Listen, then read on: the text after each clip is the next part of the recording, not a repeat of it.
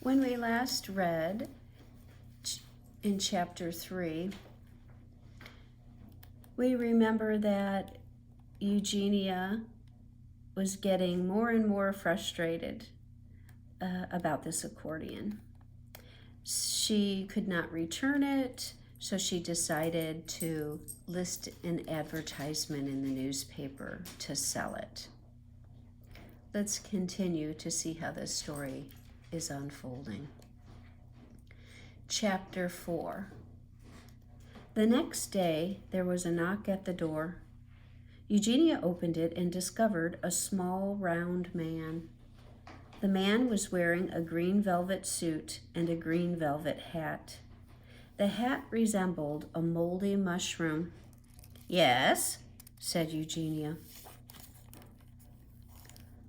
The man removed the velvet mushroom from his head and bowed deeply.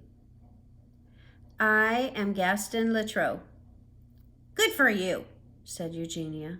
"I have come about the accordion," said Gaston. He put the mushroom back on his head and smiled. The man had a large number of teeth, more teeth than the average person, it seemed. Eugenia felt it would be dangerous to trust such an excessively toothy person, but still, she had an accordion to sell. She couldn't afford to be overly particular. I have here a card to prove my worth," said Gaston. He smiled at her. He took the hat off of his head and put it back on again. He removed a stack of cards from somewhere deep in his velvet pants.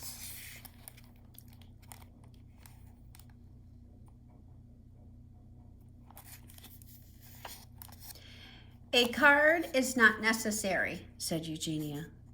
Gaston Latreau thumbed through the cards. "But it will show you exactly who I am," he said.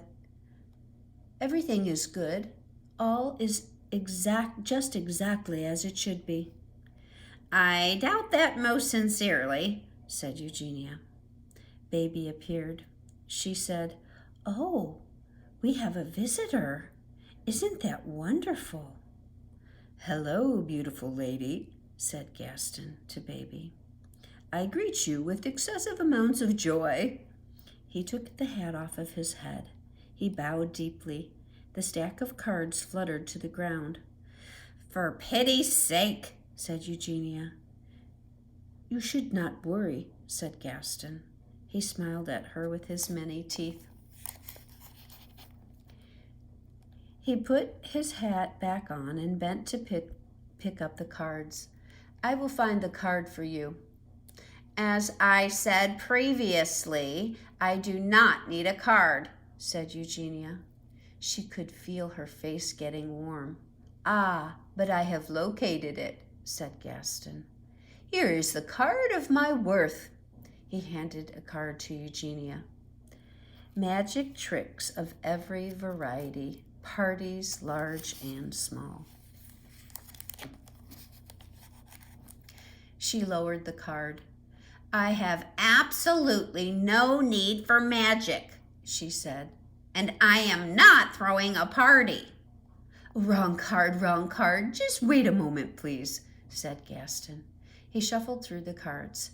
Yes, I have found it. Please read it."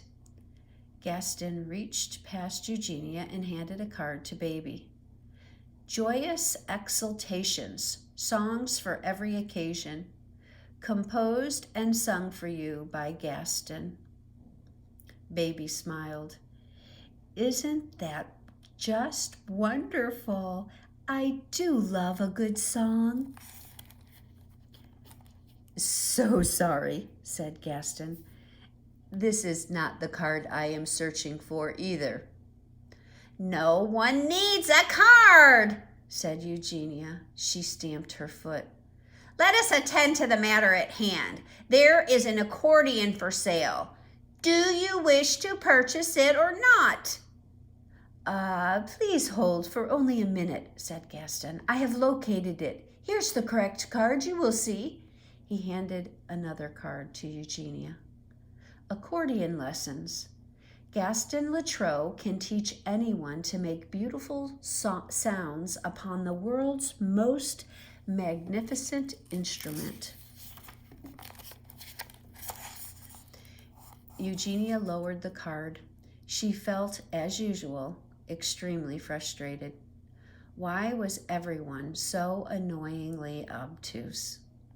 I do not want accordion lessons, she said.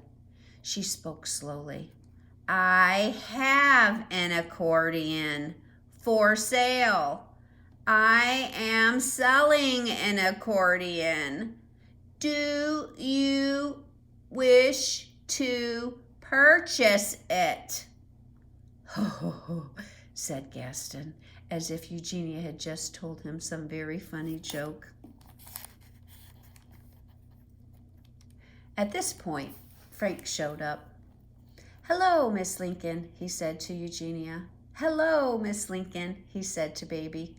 I was thinking that I might study your encyclopedia some more today. Young noble sir, said Gaston, I greet you, I salute you. I salute your pursuit of the knowledge. He took his mushroom off his head. He bowed. Hello, said Frank. I have arrived to teach the lady, the taller one, the grim one, how to play the accordion. Really? Said Frank. I beg your pardon, said Eugenia. This is patently untrue. No one is going to teach me anything. You will have a card, of course, said Gaston. You must. Thank you, said Frank. He took a card. Winged Journeys with Gaston, an inquiry into the migration of the butterflies. He looked up and smiled. Wow, he said. I've always wanted to know more about butterfly migration. At your service, said Gaston.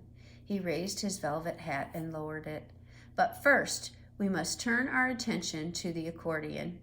And then, somehow, the little man made his way through the door and into the Lincoln sisters' house. How exactly this was allowed to happen was a mystery to Eugenia. It was also extremely frustrating.